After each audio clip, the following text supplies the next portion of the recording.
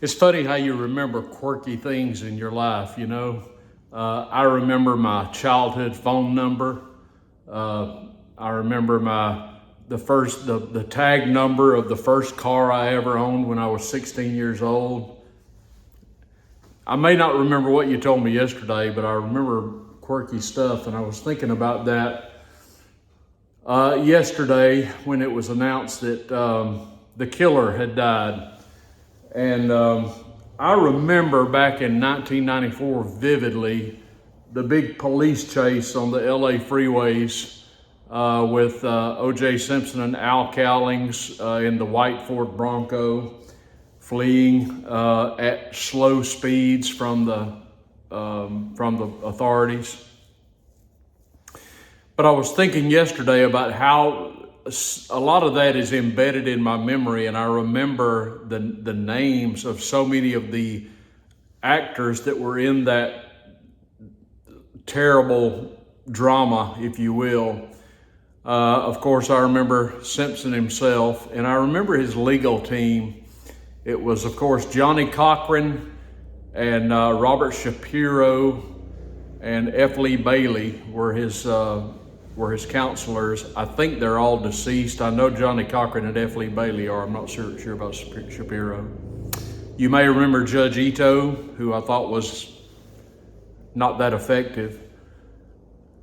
And then, of course, you may remember the attorneys from the DA's office, Marcia Clark and Christopher Darden, who I thought were just utterly feckless and ineffective. To say the least. I thought they did a poor job. And then, of course, you have the unidentified 12 members of the jury who, in my opinion, from the outset of the trial were absolutely, the deck was stacked against the Goldman and Brown families. There was never going to be a conviction of O.J. Simpson. There should have been, but there wasn't. And I recall the day the verdict was read. I mean, this trial lasted like a year, I think, or close to it. And when the verdict was read, one of the jury members stood up and gave a big Black Power salute to O.J. So the fix was in. He was never going to be convicted. And then I remember, to me, the most tragic figure, other than the victims in this whole sordid tale,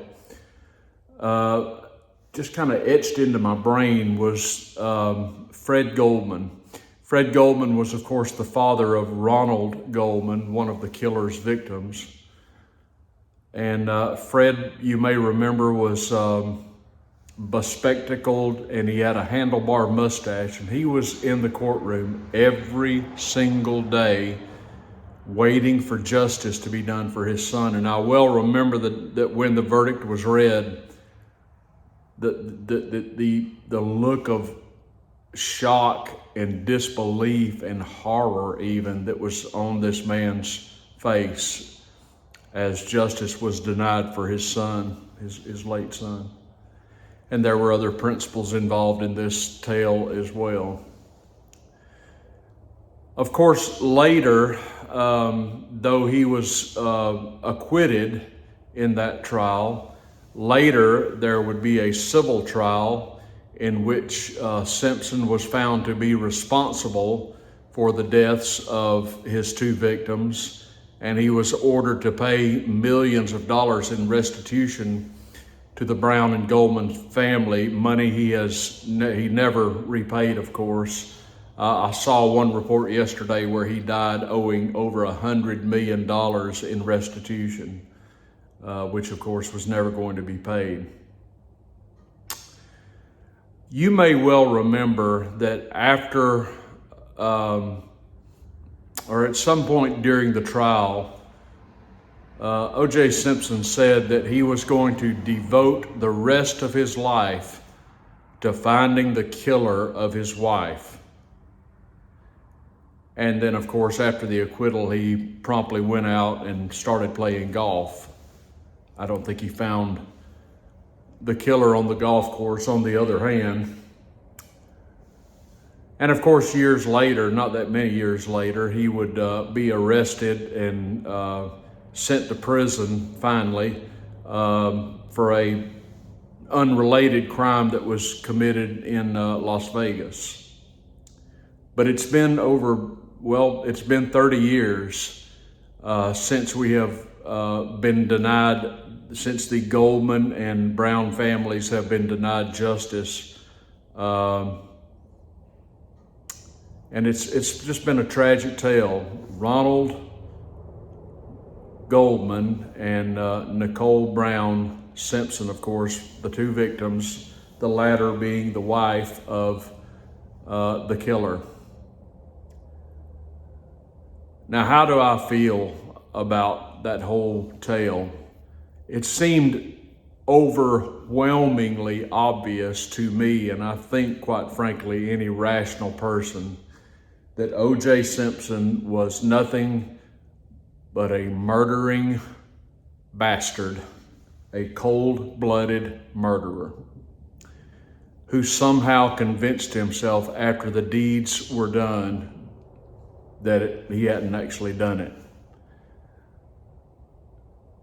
So, there's a lot you could say about him, and I'm thinking of terms such as pathological liar. I'm thinking about somebody whose conscience is so seared that they cannot differentiate between right and wrong, and telling bald-faced lies just doesn't bother them. I know a few politicians like that. I think you probably do as well. But this is a man who got away with 2 murders, and for the next 30 years, he played golf and did whatever he wanted to do, while the Goldman and Brown families continued to suffer the deaths of their loved ones going unavenged. In a perfect world, that trial would have lasted only a few days, and justice would have been swiftly applied in this case, as far as I'm concerned, but it was not. But it's a sad tale all the way around, because now Simpson, who died yesterday of reportedly prostate cancer, he was 76 years old, which means he was roughly 46 at the time of his acquittal. Save for the time that you did spend in prison on the unrelated charge, you bought yourself 30 more years of life on this earth.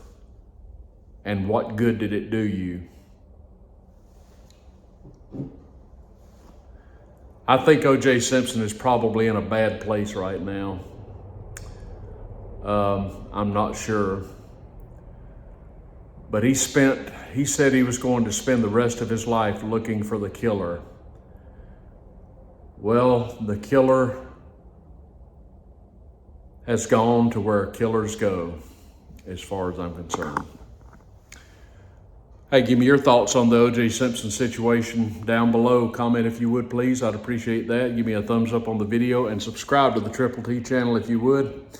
Everybody go out there and have a great day. This is Trailer Trash Tim coming to you from the big warehouse where I work out of. I'll see you soon.